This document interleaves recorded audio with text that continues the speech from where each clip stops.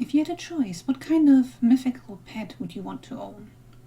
I think I would like something flying, provided I can actually use it to commute to work.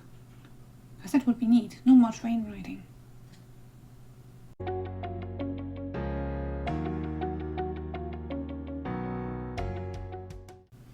Hey guys, welcome back to my channel. I'm Kat, and today I would like to talk about The Gilded Ones by Namina Forna, which is also the book of the month for the Diversity is Lit book club. I will link the discussion in the info card or below. At 16, Deka undergoes the ritual of purity to see whether she bleeds red. As she feared and against all of her hope, she bleeds gold, a sign of the Alaki. Alaki are exclusively female and cannot be killed by one specific method of death. So even when dismembered, they might actually heal themselves still. Usually Alaki are executed, which means that people will kill them as often as need be until they find their final death. Except the death shrieks, nightmarish creatures that are known to attack people all over the country, are about to head to their nesting grounds. Which means the Emperor of Otera has decreed Alaki capable of joining the army. They might lend their services to the army for 20 years and then they will be deemed pure. So the choice is easy for Deka, it's death or service in the army, so she joins. During her training, Deka notices more and more things about herself that don't make sense, even for an Alaki. But the battle against the death shrieks is fast approaching and she needs to make some tough choices soon. First off, because I know this will piss some people off, as much as it pissed off me actually, but the misogyny in here is anything but subtle. If you're born in a female body, then the best you can hope for is to be somebody's wife or guy's servant.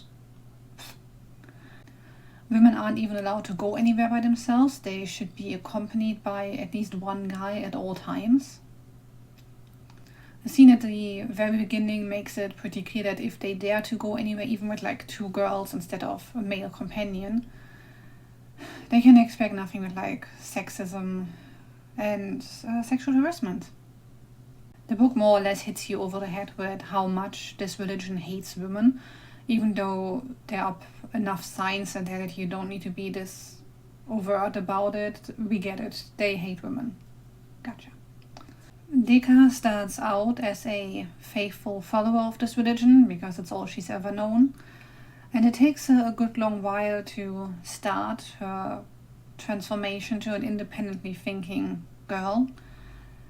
But the journey itself is quite nice to follow. Her letting go of those stupid ideals and role models and deciding things for herself. My favorite character was her new best friend Britta. She is cheerful, loyal and just funny a lot of the times. Like the first time they meet each other, she tells Deka, it's like, yeah, I've been collected for service because I'm so strong I can nearly lift a cow, which is very helpful if you're milking and they begin to get all unruly. Yeah, in case you ever wondered, if you have an unruly cow to deal with, too bad you can't lift it. Generally, all the girls that become Deka's sisters in battle are great characters, and it's really nice to read about their friendship developing. The love story for Deka only takes up a little space on the page, really. It's rather understated, and some of it also happens off the page. I'd say you get told that they had many conversations about certain things and that they grew to like each other, but you don't get to see an awful lot of it. Which for me personally is fine because I'm not much into reading romance, but I still think there could have been a bit more meat to it maybe. I think the understated nature of this love story is also part of the reason why Kita didn't really come to life for me. Because in Alaki's or Deka's blood in particular is special, you get to hear quite a bit about it, like people will try to harvest it to sell it because it has gold in it. And it has a lot of gruesome scenes actually, like the way some of the Alaki die, and especially for Deka at the beginning when she first gets tested and it becomes clear that she is not pure, are pretty gruesome. But The one thing that threw me even more than this is at some point Deka acquires a pet of sorts, which is actually good enough at hunting, like you see him catching a fish at some point, but Deka still feeds them her own blood from time to time, and I'm just over here like, can you not? I just try to imagine this with my cat, like if she knew I was edible, I'd fear for my life, and that's only a cat.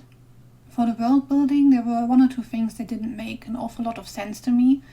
So when they talk about the death shrieks going to their nesting grounds, they talk about hundreds of thousands of them, and I'm like, how big is this country that you have a standing army capable of taking these guys on? Or like, how do you have this many enemies within your own country's borders at all? Because hundreds of thousands, that's a lot of people or monsters to take on. The world in general seems to be on a medieval level of technology, so I'm not quite sure where they would get the enormous population and resources needed to face an army of 100,000 superhuman monsters. There is a scene towards the end where you're supposed to feel with Deka for being betrayed, but it is very short-lived also, because if you paid any attention at all, then you would know that what this person just promised somebody, they couldn't deliver because Deka herself doesn't know what her final death looks like. Obviously, you won't know until you get there. Although she can discount quite a few methods of killing already. But then again, you know, she doesn't know, so why would this person who's pretending to rat her out know? Deka and some of her allies have a plan in place for, you know, in case she gets executed for some of the things that she notices about herself that possibly the Emperor shouldn't know.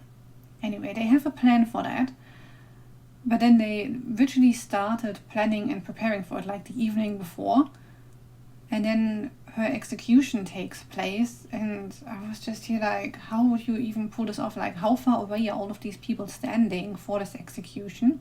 Where do you keep all of the blood that you want to splatter around to make it look like it was her death? Because in Alaki's blood changes color when it's their final death. Well, it didn't make an awful lot of sense to me. I have to say I wasn't too fond of the ending. It fell apart for me a bit.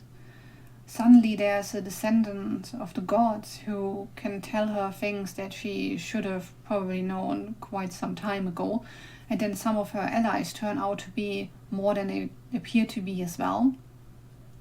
And then the thing she has to do at the end is so simple that I didn't quite get why a certain person who met her early on in the book didn't just take her to the specific place straight away instead of taking her to the training grounds and have her join the army in the first place, because it feels like they could have just gone the other direction, done this beforehand, and then there would have not even been a proper army on the Emperor's side. The backstory on the goddesses that are deemed evil in the current age but used to be something different. And it's like, men were really mad and just overthrew all of those female goddesses because they wanted to rule themselves. And you're just like, the way it's portrayed, society worked just fine at the time, but you need a lot of people to be very unhappy about something to actually overthrow not just the government, but, you know, superhuman beings. So I'm not quite sure where that came from. It does take until chapter 36, but the breath I didn't know I was holding does appear. I don't even know why this phrase annoys me so much anymore, but it makes me go, ugh, every time I see it. Overall, this wasn't a bad read. I quite liked some of the characters. Parts of the world building were interesting, but there wasn't much new on the chosen trope. Like, Deka is special and that's just it. So overall, I'd give it this cat and the paw. And, oh hey Cleo. Yes, thank you for moving the green screen. Yes, and if you enjoy the chosen trope, and some fantasy with a different flavor than the Eurocentric stuff, then this might be for you. What noise are you making? Thank you guys so much for watching. Leave a like and a comment if you want to help this channel out. And I'll be back next week with another video. Bye guys! You coming up here? Or are you just down there making noise? No, you're sorting off. That's even better.